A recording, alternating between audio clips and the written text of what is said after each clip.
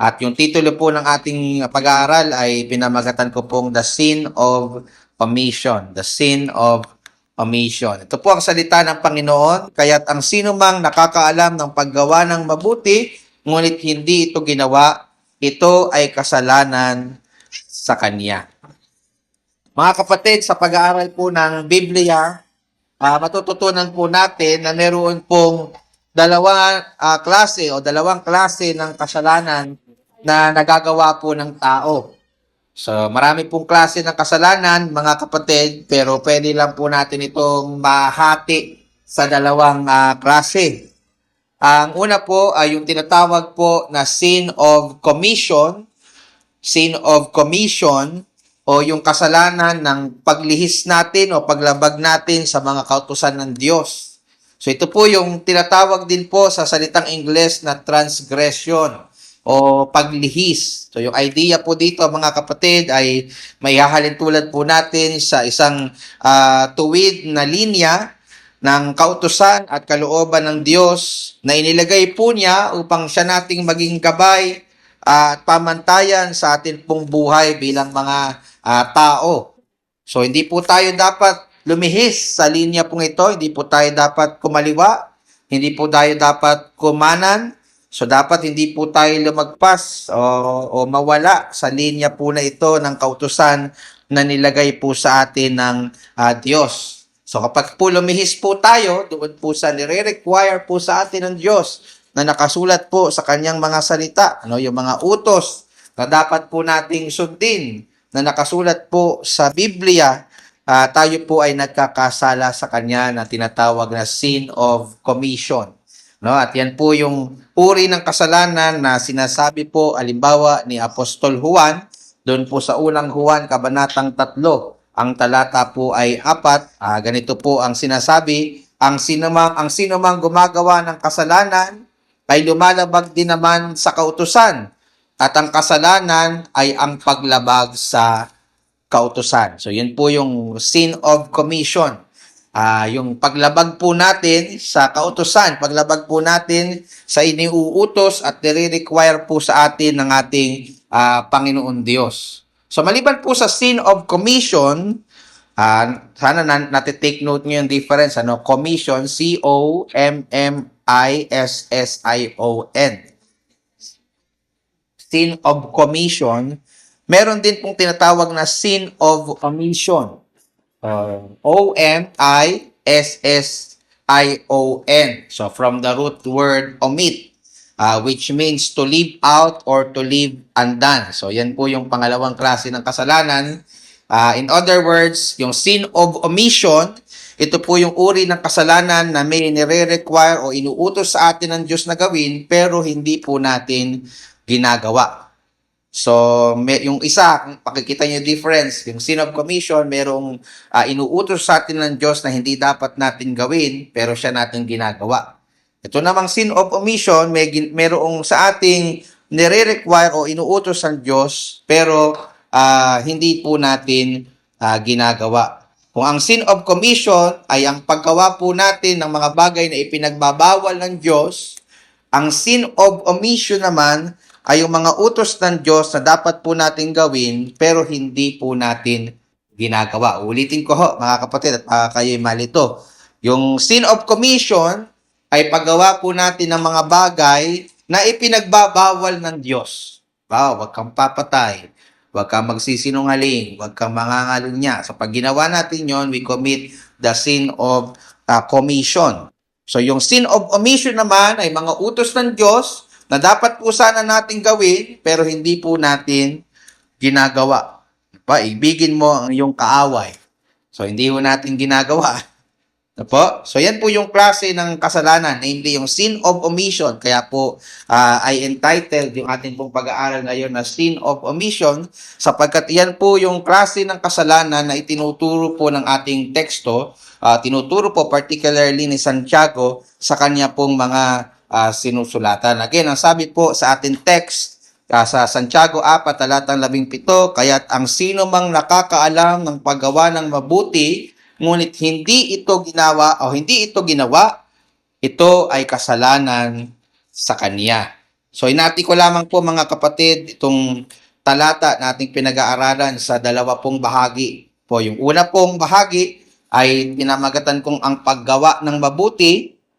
Yung pangalawang bahagi at panghuli ay paglabag na nagawa. So dalawang bahagi lang po, paggawa ng mabuti, paglabag na nagawa. So nahin po muna nating pag-aralan yung unang bahagi mga kapatid, yung paggawa ng mabuti. Again, ang sabi po sa ating teksto, kaya't ang sino mang nakakaalam ng paggawa ng mabuti, ngunit hindi ito ginawa, ito ay kasalanan sa kanya. Ano po ba mga kapatid itong mabuti na binabanggit po dito ni Santiago na inaasahan po niya na nalalaman po ng kanyang mga sinusulatan at nararapat po nilang gawin.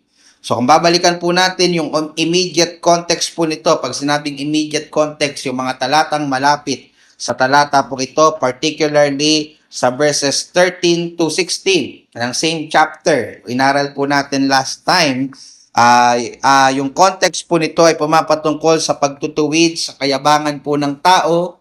Kung naalala nyo, di ba, mayroong mga tao doon na nagpaplano na sa kanilang gagawin. Alam na nila kung ilang taon silang mabubuhay. Alam na nila kung ano yung magiging resulta ng kanilang pangangalakal. So, tinutuwid po dyan ni Santiago yung kayabangan ng tao kasi hindi naman talaga nila hawak yung kanilang buhay.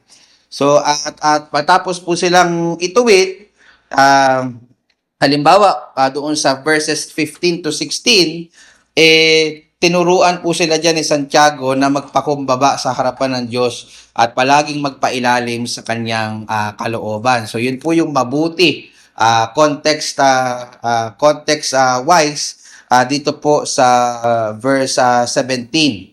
Yan po yung mabuti sa verse 17 na dapat po nilang gawin, ang palaging magpasakop sa kalooban ng ating Panginoong Diyos. But by way of application, kung kukunin po natin yung prinsipyo na nakapaloob po dito sa verse 17, ito po ay hindi lamang applicable sa pagpapakumbaba sa ating Panginoon Diyos. Ito po ay applicable din sa anumang kalooban ng Diyos in general. Ano po? So, applicable din po ito sa utos ng Diyos na tayo po ay magbulay palagi ng salita ng ating Panginoon. Palagi tayong manalangin. Di po ba? Yan yung mga utos na nakikita natin sa Biblia. Maging mapagkawang gawa po tayo, lalo na sa mga taong nangangailangan. Mahalin po natin, maging ang ating mga kaaway.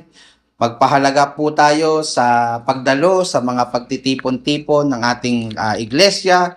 Magbahagi po tayo ng ebanghelyo sa mga tao at lahat-lahat na po ng kalooban at kautos-kautusan ng Diyos na pawang mabubuti na tinuturo ng kanyang mga salita. Ano man pong kautusan ng Diyos, mga kapatid, ay pwede po nating, by principle, pwede po nating ikabit dito po sa talatang ating pinag-aaralan. Yun po yung mabuti, no? Na pwede, by way of application, na pwede po nating masabi. Mabuti na anumang bagay na kalooban ng Diyos, utos ng Diyos sa atin pong mga buhay. Ngunit paano po kung hindi po natin yun magawa? Paano po kung hindi natin magawa ang nire-require ng Diyos sa ating mga buhay? Paano po kung tinatamad po tayo magbulay ng salita ng Diyos at manalangin sa araw-araw? Paano po kung punong-puno po ng galit yung ating mga puso sa mga taong gumagawa po sa atin ng masama? Paano po kung hindi tayo matapat na dumadalo sa bawat pagtitipon-tipon ng iglesia? Paano po kung hindi tayo nagbabahagi ng ebanghelyo sa ating kapwa? Paano po kung hindi natin ginagawa yung inaasahan po sa atin ng Diyos na dapat po nating gawin, namely ang pagsunod sa kanyang kalooban at sa kanyang mga utos? So yan po yung gusto kong pong talakayin natin doon sa panghuli po nating punto, namely ang paglabag na nagawa. So ito po yung paglabag na magagawa natin kung alam natin yung mga dapat nating gawin, yung mga mabubuti na dapat nating gawin, ang kalooban at kautusan ng Diyos na dapat po natin sundin pero hindi po natin ginagawa. Sabi po ulit sa ating teksto, kaya ang sino mang nakakaalam ng paggawa ng mabuti ngunit hindi ito ginawa, ito ay kasalanan sa kanya. So kung mapansin niyo po yung last part, mga kapatid, Kung alam daw natin yung mga dapat nating gawin, ano? Alam natin ang kalooban ng Diyos, alam natin ang kanyang mga kautusan, pero hindi natin ginawa, ito po pala ay kasalanan din sa Diyos. So dito po, nabasa natin na meron din po pala tayong paglabag na nagagawa sa kautusan at kalooban ng Diyos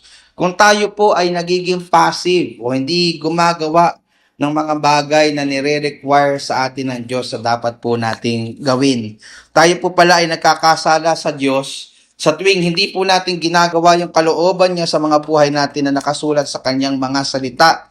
Tayo po pala ay nakakapag-commit ng tinatawag na sin of omission o hindi paggawa ng mga bagay na pinagagawa po sa atin ng Diyos. Sa makatuwid, hindi lang po pala kasalanan sa Diyos, sa tuwing may nagagawa po tayong paglabag sa kanyang kalooban, sa tuwing meron sa ating hindi pinapagawaan Diyos, pero siya nating ginagawa, hindi lang po pala yun ang kasalanan. Kasalanan din po pala sa Diyos kung meron siyang inuutos sa atin na dapat nating gawin, pero nagkikibit-balikat po tayo. Nagiging passive po tayo. Yung parang binabaliwala natin. O kaya ay nagpapaudad-udad tayo, nagpapatumpik-tumpik tayo. Ano po? So kung nalalaman po natin ang kalooban ng Diyos, ito po ay inaasahan po bilang mga mananampalataya natin pong agad-agad na susundin at gagawin sa ating mga buhay. Unless tayo po ay magiging guilty sa kasalanan na binabanggit po dito ni Santiago. We will commit the sin of omission. So bilang mga tunay po na mananampalataya, ang atin pong pananampalataya ay dapat nakikitaan po palagi ng bunga ng pagsunod at mabubuting gawa. Unless ang atin pong pananampalataya ay peke at patay. Kagaya nung pinag-aralan na natin sa malayong konteksto nito sa chapter 2 verses 14 to 26. Di po ba? Ang itsura, ang karakteristik ng isa pong peke o patay na pananampalataya. Ibig sabihin yun yung klase ng pananampalataya na hindi tayo dadalhin sa kaligtasan. No? Yung pananampalatayang sa salita lang pero hindi po nakikita sa kanyang pamumuhay. So kung ikaw po o kung tayo po ay tunay na mananampalataya, inaasahan po na yung ating pananampalataya ay hindi lang sa salita kundi ito po ay makikita rin po sa ating mga buhay. Therefore, hindi po ine-expect po sa atin yung sin of omission. Ine-expect po sa atin na once na natutunan po natin kung ano ang tama at mali, kung ano ang nire-require po at gustong gawin po, pagawa sa atin ng Diyos, ito po ay agad-agad nating susundin. At kung tayo po ay mananampalataya, naniniwala po ako, ayon sa inyong profession na lahat po tayo tunay na mananampalataya, binibigyan po tayo ng Diyos ng kakayanan, hindi lang po upang sumampalataya sa Kanya, pero upang gawin din po ang Kanyang kalooban. Yan po kaya po ako nagsasalita sa inyo na ganito kasi naniniwala ako na lahat po tayo ay pinagkalooban ng Diyos ng Holy Spirit. So, hindi ito imposible sa ating gawin. So, sarili natin lakas, imposible. Pero dahil nananahan na po sa atin ang Espiritu ng Diyos, meron na po tayong kakayanan na sundin ng kanyang kalooban. Hindi na po tayo alipin ng kasalanan. Diba? Yan po ay natural na epekto ng isang taong iniligtas ng Diyos. Siya po ay gagawa ng mabuti. Siya po ay susunod sa kalooban ng Diyos. Pamosong talata, madalas ko nababanggit sa Sunday School, yung Efeso 2:8 hanggang 10. Naalala niyo po yan? Yan po ay istorya kung paano naligtas ang mga mananampalataya sa Efeso. Ang sabi po dun sa talatang 8, sapagkat sa biyaya kayo'y naligtas sa pamamagitan ng pananampalataya, at ito'y hindi sa pamamagitan ng inyong sarili, ito'y kaloob ng Diyos, hindi sa pamamagitan ng mga gawa, upang ang sino man ay huwag magmalaki. Diba? So, minsan, doon tayo natatapos. O, ligtas na tayo. So what? Ano yung ine-expect po sa ating, ano po yung ine-expect sa buhay po natin matapos po nating maligtas? Sabi po sa talatang 10, sapagkat tayo'y kanyang pinakamahusay na gawa na nilalang kay Kristo Jesus para sa mabubuting gawa na inihanda sa atin ng Diyos ng una pa upang siya nating lakaran. So oras po na tayo maligtas, mga kapatid, inaasahan po tayo na tayo ay gagawa ng mabuti. Magbubunga po tayo ng mabubuting gawa. At yung mabubuting gawa po na yan ay ang pagsunod sa kalooban ng Diyos sa atin pong mga buhay. Sa makatuwid, mga kapatid, kung tayo po'y mananampalataya, ngunit hindi po natin sinusunod ang utos at kalooban ng Diyos, hindi po nagiging consistent yung ating pong pamumuhay sa bago po nating pagkatao bilang mga bagong nilalang kay Kristo Jesus. At kung hindi po natin pinamamuhay ang ating pananampalataya, hindi po tayo namumuhay ayon sa bago po nating pagkatao, nagkakasala po pala tayo sa Diyos. So nawa po, mga kapatid, natutunan po natin na hindi lang po kasalanan sa Diyos ang paggawa natin ng mga ayaw niya. O kasalanan din po pala sa Diyos, sa liwanag po ng ating pinag-aaralan, ang hindi natin paggawa ng mga gusto niya. Okay? So pagka po tayo ay nagpatay mali siya at naging passive, wala tayong gagawin matapos po nating matutunan ng kanyang kalooban at kanyang mga salita. Ito po pala ay kasalanan din pong malinaw sa liwanag ng banal na kasulatan. Nawa po, mga kapatid, ang prayer ko ay maging tapat po tayo sa Panginoon na hindi lang po natin iiwasan yung mga lihis sa kanyang kalooban. Ginagawa din po natin ang naayon po dito at lalakasan po natin ang ating loob sapagkat binigyan po niya tayo ng kakayanan na gawin ang kanyang kalooban sapagkat ibinigay po ng Diyos sa atin ang kanyang espiritu. Nananahan po ngayon sa bawat sumasampalataya sa Ebanghelyo ni Kristo.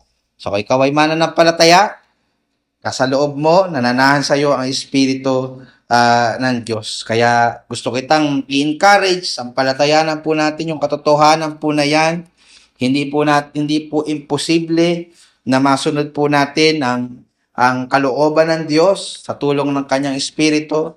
Hindi po imposible na hindi natin makomit yung tinatawag na sin of omission sapagkat binigay na po ng Diyos ang lahat po ng ating mga pangangailangan. Hindi lang po temporal, kundi maging sa atin pong buhay espiritual. Wala na pong kulang na ibinigay po sa ating mga buhay upang tayo po ay makalakad ayon po sa kanyang kalooban, upang tayo makapabuhay ng gumagawa ng mga bagay na mabuti at kalugod-lugod sa atin pong Panginoong Diyos.